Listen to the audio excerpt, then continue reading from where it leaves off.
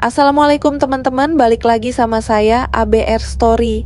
Apa kabar kalian semua? Semoga kalian yang menonton video ini diberikan kesehatan, dilancarkan rezekinya, selalu dimudahkan urusannya, dan dilindungi dari segala mara bahaya di dunia ini. Di malam ini saya akan menceritakan kisah-kisah horor pendakian. Jadi, ada sebuah cerita bro tentang seseorang bernama Abdul. Suatu waktu Abdul pergi ke daerah di kaki Gunung Salak. Niatnya hanya ingin naik ke Kawah Ratu saja. Namun sebelum naik ke Kawah Ratu, di sebuah warung tempat ia nongkrong, Abdul bertemu dengan rombongan pendaki yang berencana mendaki Gunung Salak hingga ke puncak. Abdul sempat naik bareng rombongan ini, tetapi tetap pada rencananya untuk hanya sampai di Kawah Ratu. Singkat cerita, setelah urusannya di Kawah Ratu selesai, Abdul turun sendirian. Nah, ketika turun inilah kejadian aneh dan tidak masuk akal terjadi. Abdul bertemu dengan rombongan anak kecil yang mengantarnya turun. Bagaimana ceritanya? Tonton video ini terus. Oke, jadi begini. Sekitar beberapa tahun yang lalu, kalau tidak salah di akhir bulan Desember, Abdul sedang gabut. Ia tidak memiliki niatan apa-apa, hanya ingin bersantai. Abdul memutuskan untuk berangkat dari rumah sekadar untuk ngopi dan foto-foto di sekitar Javanaspa. Javanaspa ini dikenal sebagai tempat bersantai di kaki Gunung Salak. Abdul berangkat sendirian dengan motor. Ia hanya memakai kemeja hitam dan celana bahan hitam, bukan pakaian orang yang mau naik gunung. Toh, niatnya hanya nongkrong. Singkat cerita, sesampainya di Javanaspa, Abdul langsung menuju warung langganannya yang kebetulan dekat dengan pintu pendakian Gunung Salak. Sudah jadi kebiasaannya, setiap kali ke sana, ia pasti mampir untuk minum wedang jahe dan makan roti bakar. Menikmati pemandangan sambil menyantap makanan favoritnya memang menyenangkan. Ketika Abdul sedang menikmati roti, tiba-tiba datang rombongan pemuda-pemudi. Dari penampilan mereka, Abdul tahu kalau mereka adalah pendaki. Mereka menghampiri warung. Terlihat jelas bahwa mereka akan mendaki Gunung Salak hingga puncak karena perlengkapannya sangat lengkap, sepatu gunung, carrier besar, dan alat-alat lainnya. Jumlah mereka kurang lebih 11 orang. Sesampainya di warung, Abdul sempat menguping obrolan mereka. Ternyata benar, rombongan itu hendak mendaki Gunung Salak hingga puncak, tetapi akan mampir dulu di Kawah Ratu. Dari obrolan mereka, terdengar semangat dan antusiasme yang tinggi. Awalnya, Abdul tidak ada niatan untuk ikut mendaki. Namun, entah kenapa tiba-tiba terlintas dalam pikirannya, gimana kalau ikut bareng mereka sampai Kawah Ratu. Dengan perasaan iseng dan semangat yang mendadak muncul, Abdul pun nyeletuk kepada salah satu dari rombongan pendaki. "Mau muncak ya, Mas?" "Oh iya, Mas, kita mau ke Kawah Ratu dulu, baru nanti lanjut ke puncak," jawab salah satu pendaki. Singkat cerita, mereka pun ngobrol. Abdul baru tahu kalau mereka adalah rombongan pendaki dari salah satu universitas di Depok. Mereka tidak keberatan jika Abdul ingin ikut. Malah, mereka senang karena makin ramai. Abdul bilang bahwa ia hanya ingin sampai di Kawah Ratu untuk mencoba mandi belerang, tanpa niat mencapai puncak. Tanpa persiapan khusus, Abdul menitipkan helm dan barang-barangnya kepada Bibik pemilik warung langganannya. Motornya diparkir di depan warung, lalu ia bergabung dengan rombongan pendaki menuju jalur pendakian Kawah Ratu. Selama perjalanan, semuanya berjalan lancar. Jalur pendakian yang mereka lewati cukup licin karena hujan deras sehari sebelumnya. Namun, tidak ada masalah berarti. Mereka hanya berhenti sekali untuk beristirahat. Sambil mendaki, rombongan banyak bercanda dan tertawa, sementara Abdul yang baru mengenal mereka hanya diam dan fokus berjalan. Meski begitu, suasana tetap menyenangkan baginya. Perjalanan menuju Kawah Ratu memakan waktu kurang lebih 3-4 jam. Mereka mulai mendaki pukul 9 pagi dan tiba di Kawah Ratu sekitar pukul 12 siang. Begitu sampai, rombongan sibuk dengan aktivitas masing-masing. Ada yang makan siang, ada yang foto-foto, dan ada yang mengobrol. Abdul, karena memang berniat mencoba air belerang, memutuskan berpisah sebentar dari rombongan untuk mencari sumber belerang. Ia ingin membawa pulang sedikit air belerang. Sayangnya, karena pendakian ini mendadak, ia tidak membawa baju ganti. Niatnya untuk mandi belerang pun urung karena khawatir bajunya basah. Singkat cerita, waktu menunjukkan pukul 12:30 siang. Abdul memutuskan untuk turun. Namun ia terkejut saat melihat sekeliling. Rombongan pendaki tadi sudah tidak ada. Abdul berpikir positif. Toh pendaki-pendaki itu memang berniat sampai ke puncak. Mungkin mereka sudah lebih dulu melanjutkan perjalanan. Abdul pun mulai turun sendirian. Awalnya semuanya masih terasa biasa saja. Tidak ada firasat buruk atau kejadian aneh. Namun sekitar pukul 3 sore cuaca mulai berubah. Hujan deras turun disertai kabut tebal. Bayangkan turun sendirian di tengah hujan dan kabut tebal meskipun hanya sampai Kawah Ratu, tetap saja terasa menyeramkan. Di tengah perjalanan turun sambil hujan-hujanan, Abdul menemukan sebuah saung tua di pinggir jalur pendakian. Saung itu terlihat seperti shelter, tempat berteduh sederhana. Meskipun atapnya sebagian sudah rusak, masih ada bagian yang cukup untuk berteduh. Karena tidak ada pilihan lain, Abdul memutuskan untuk menunggu hujan reda di saung tersebut. Saat Abdul sedang duduk-duduk menunggu kabut menghilang, ia mendengar suara aneh.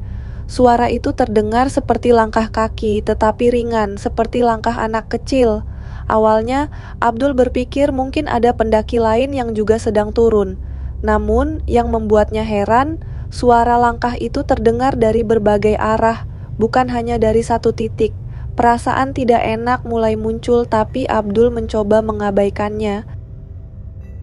Tidak lama, ia mengintip sedikit keluar dari saung. Betul saja, terlihat beberapa anak kecil berjalan di jalur pendakian. Hujan yang tadinya deras mulai reda, tetapi kabut masih tebal. Hari juga sudah mulai sore. Anak-anak kecil itu mulai mendekati saung tempat Abdul berteduh. Abdul terkejut, karena jumlah mereka sekitar 7 orang, dan terlihat seperti anak-anak sekolah dasar, mungkin kelas 3. Penampilan mereka rapi, seperti habis merayakan lebaran. Yang aneh, baju mereka bersih tanpa noda, celana selutut, dan sepatu mereka terlihat kering, seolah-olah mereka tidak terkena hujan atau lumpur sama sekali. Di satu sisi, Abdul merasa senang karena ada yang menemani, meskipun hanya anak-anak kecil. Ia tidak terlalu memikirkan keanehan tersebut. Salah satu anak yang berdiri di depan kemudian menghampiri Abdul dan mengajaknya berbicara. Mau kemana, Ah? Balik? Iya, Dek. Kamu juga mau balik, kan? Iya, Ah. Kami mau balik. Ibu dan bapak di belakang. Dalam hati, Abdul merasa heran. Bagaimana mungkin 7 anak kecil berada di tengah gunung tanpa orang dewasa di sekitar, apalagi dalam kondisi kabut tebal dan hujan. Namun, Abdul mencoba untuk tidak terlalu memikirkan hal itu. Setelah mengobrol sebentar, Abdul memutuskan untuk turun bersama anak-anak tersebut. Abdul berjalan di tengah rombongan, 3 anak di depan dan 4 di belakang. Anehnya, saat mereka mulai berjalan, kabut perlahan menyingkir. Jalur setapak yang tadinya tidak terlihat kini menjadi jelas di depan mata Abdul.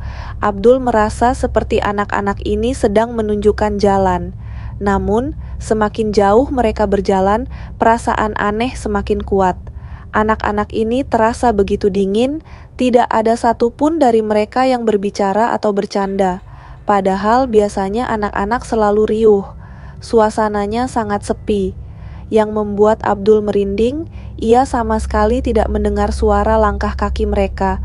Meskipun melihat mereka berjalan dan menapak di tanah basah, Abdul berusaha berpikir positif. Tapi rasa tidak nyaman semakin kuat ketika salah satu anak di depan tiba-tiba berhenti dan menatapnya tajam. Anak itu tidak mengatakan apa-apa, hanya menatapnya lekat-lekat. Abdul mulai merasa ada yang tidak beres, tapi tetap melanjutkan perjalanan. Setelah berjalan cukup lama, Abdul menyadari sesuatu yang janggal. Jalur yang mereka lewati terasa asing. Padahal Abdul cukup sering mendaki Gunung Salak, tapi jalur ini tidak dikenalnya. Jalannya terlalu datar, tidak seperti jalur pendakian yang biasanya naik turun dan cukup melelahkan. Ia mulai berpikir, jangan-jangan anak-anak ini bukan sedang menunjukkan jalan keluar, tapi malah membawanya ke tempat lain yang entah di mana. Tiba-tiba, salah satu anak yang berjalan di belakang berteriak, Cepetan, nanti keburu maghrib. Abdul refleks menjawab, iya, dan melanjutkan langkah. Tapi di dalam hatinya semakin banyak pertanyaan bermunculan. Kenapa baju mereka bisa tetap kering padahal hujan terus dari tadi? Kenapa sepatu mereka tidak ada lumpur sama sekali? Dan jalur apa ini? Kenapa aku tidak pernah lihat sebelumnya? Abdul semakin merasa ada yang tidak beres. Jalur yang biasanya membuatnya ngos-ngosan kini terasa seperti jalan biasa tanpa tanjakan atau turunan. Itu tidak masuk akal. Tapi anak-anak ini terus berjalan dengan pasti, seolah-olah tahu betul jalannya. Tidak ada rasa ragu dari mereka. Abdul merasa seakan sedang berjalan di dunia yang berbeda. Abdul mulai merasa kedinginan karena bajunya basah sejak tadi terkena hujan. Saat berjalan, ia semakin memperhatikan wajah anak-anak itu. Awalnya terlihat biasa saja, tapi semakin lama wajah mereka terlihat makin pucat. Abdul mencoba berpikir positif, mungkin karena cuaca dingin yang membuat mereka terlihat begitu. Di tengah perjalanan, dari kejauhan Abdul samar-samar mendengar suara azan maghrib. Suaranya pelan, tapi Abdul yakin itu adalah azan. Yang membuatnya merinding saat suara azan terdengar, Allahu Akbar, Allahu Akbar. Anak-anak itu langsung berhenti serempak seperti otomatis. Mereka semua diam di tempat. Ada yang jongkok, ada yang rukuk, ada yang duduk sambil menunduk. Tapi yang paling membuat Abdul merinding adalah arah mereka berhenti. Meskipun sedang di jalur turun, anak-anak itu justru menghadap ke puncak Gunung Salak. Abdul merasa heran. Logikanya, kalau seseorang berhenti untuk mendengarkan azan, mereka bisa menghadap kemana saja, tapi anak-anak ini semuanya menghadap ke puncak, seolah sudah direncanakan. Ini bocah-bocah, buat apa mereka kayak gitu, pikir Abdul dalam hati. Abdul mulai merasa tidak nyaman. Ia mencoba berjalan melewati mereka, berpikir rasional. Mungkin mereka lagi nunggu orang tuanya, bisik hatinya. Abdul tidak ingin terjebak dalam pikiran mistis. Akhirnya, ia memutuskan untuk terus turun, meninggalkan anak-anak itu. Setelah berjalan beberapa saat, Abdul mulai melihat gerbang pendakian dari kejauhan. Ada rasa lega karena ia berhasil turun sebelum gelap total. Namun, rasa penasaran muncul. Abdul iseng menengok ke belakang, ingin memastikan apakah anak-anak itu ikut turun atau tidak. Saat Abdul menoleh, betapa terkejutnya dia. Anak-anak itu masih berdiri di tempat yang sama, tidak bergerak sedikit pun. Mereka masih dalam posisi yang sama seperti saat azan tadi berkumandang. Beberapa detik berlalu dan akhirnya Abdul melihat mereka mulai berjalan lagi. Tapi yang membuat bulu kuduk Abdul merinding adalah anak-anak itu bukan turun, melainkan kembali naik ke arah puncak Gunung Salak melalui jalur yang baru saja mereka lewati bersama. Kenapa mereka balik lagi ke atas? Pikir Abdul. Ia merasa ada yang tidak masuk akal, tapi mencoba menenangkan diri. Mungkin mereka mau nyari orang tuanya, pikirnya, berusaha mencari penjelasan logis. Setelah sampai di warung tempat ia menitipkan helm dan barang-barangnya, Abdul merasa lega karena motornya masih terparkir di sana. Ia duduk sebentar di warung, memesan wedang jahe untuk menghangatkan badan. Sambil menyeruput wedang jahe, pikirannya masih melayang ke kejadian tadi. Matanya terus memperhatikan jalur pendakian. Abdul berpikir, anak-anak itu seharusnya sudah turun kalau memang mereka berjalan kembali ke bawah. Namun, setengah jam berlalu dan tidak ada tanda-tanda anak-anak itu muncul di jalur pendakian. Abdul mulai merasa ada yang benar-benar janggal. Seharusnya dari gerbang pendakian menuju warung hanya butuh waktu sebentar. Kalau mereka benar turun, seharusnya sudah terlihat di sekitar warung. Namun, jalur itu tetap sepi. Bocah-bocah itu tidak pernah muncul kembali. Nah, karena penasaran si Abdul tanya nih ke si yang punya warung, "Bi, tadi ada rombongan anak kecil nggak lewat sini?" Anak kecil? Dari tadi nggak ada siapa-siapa yang naik, Mas. Warung sepi-sepi aja. Di situ si Abdul langsung kaget, mikirlah itu mereka siapa anak-anak yang tadi bareng. Nah, ya udahlah karena hari mulai gelap dan enggak mau kemalaman di jalan, akhirnya Abdul putusin nih buat langsung pulang. Dia berpikir mungkin bocah-bocah itu lagi nungguin orang tuanya ya kan, si Abdul sudah enggak mau pikirin.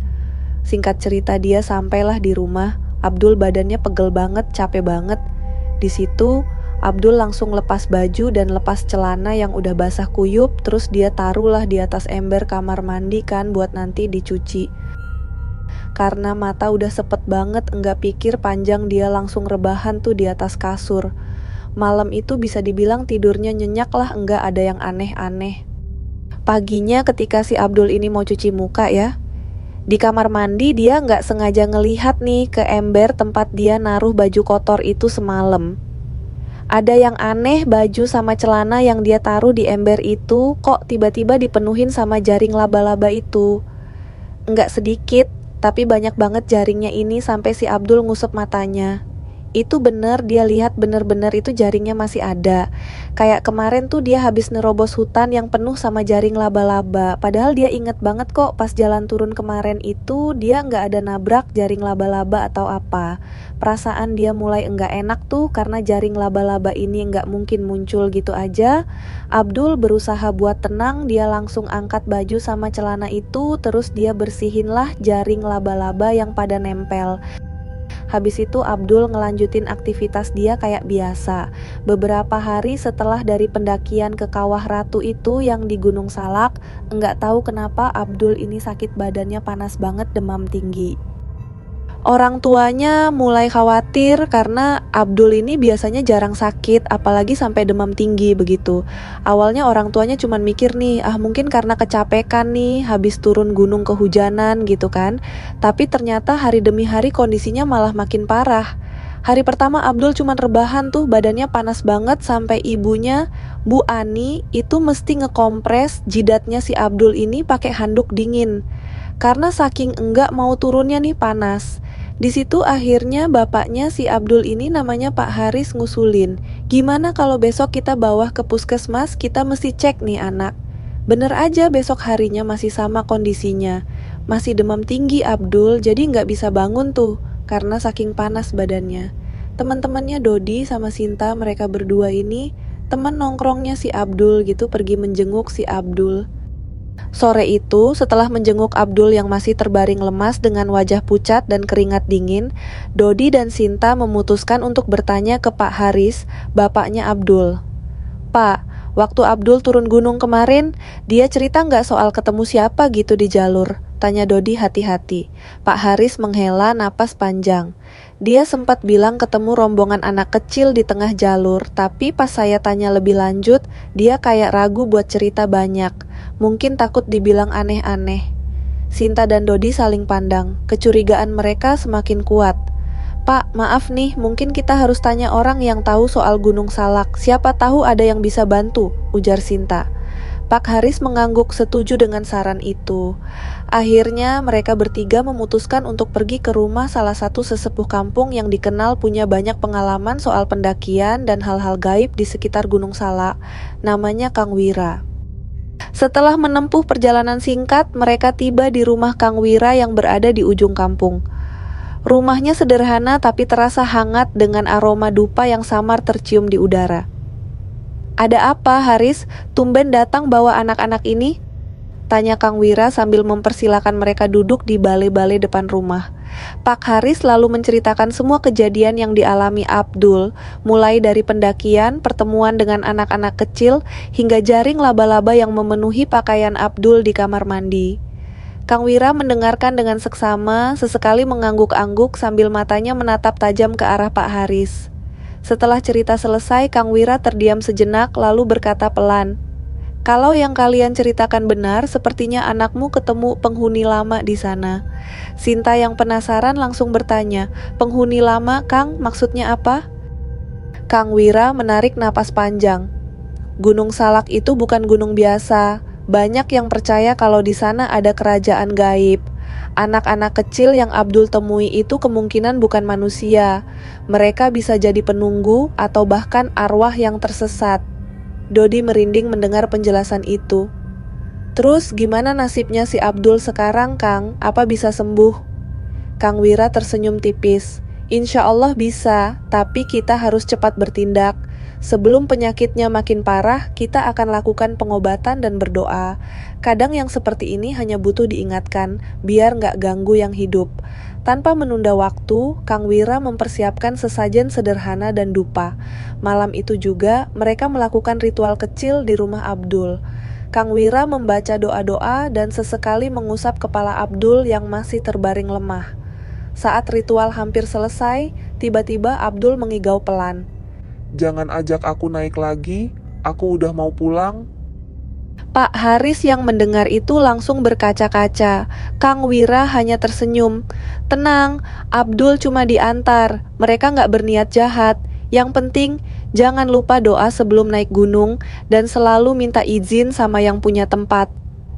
Keesokan paginya, kondisi Abdul mulai membaik. Panasnya perlahan turun dan wajahnya tidak sepucat sebelumnya.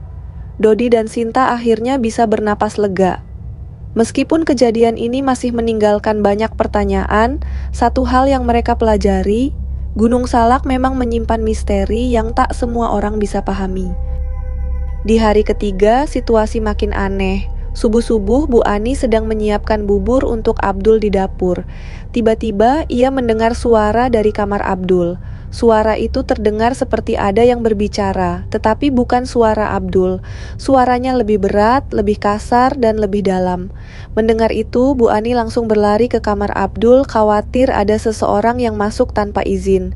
Ketika Bu Ani membuka pintu, ia terkejut setengah mati. Abdul sudah duduk di atas kasur, tapi ada yang berbeda. Matanya merah, tatapannya kosong, dan badannya kaku seperti patung. Mulutnya komat-kamit mengeluarkan kata-kata aneh yang belum pernah Bu Ani dengar sebelumnya. Bu Ani bertanya, "Abdul, kamu kenapa, Nak?" Abdul tidak menjawab. Ia tetap komat-kamit sambil tertawa pelan. Pak Haris, yang baru bangun dan mendengar keanehan itu, masuk ke kamar. "Bu, ini anak kenapa?" tanya Pak Haris. "Ibu juga tidak tahu, Mas. Tiba-tiba dia seperti ini," jawab Bu Ani. Abdul mulai berbicara, tetapi suaranya bukan suara Abdul. Suaranya berat, dalam, dan parau. Kalian tak seharusnya di sini. Katanya. Pak Haris dan Bu Ani langsung pucat. Mereka saling berpandangan, bingung dan takut. "Mas, ini anak kita, kenapa?" tanya Bu Ani dengan suara bergetar. Tidak lama, Abdul turun dari kasur. Gerakannya kaku seperti robot. Ia menatap orang tuanya sambil tersenyum. Lalu Abdul berkata, Mereka sudah ambil apa yang mereka mau. Pak Haris sudah tidak tahan lagi.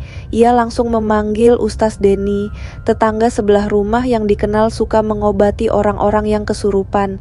Tidak lama kemudian, Ustaz Denny datang membawa Al-Quran dan air yang sudah didoakan.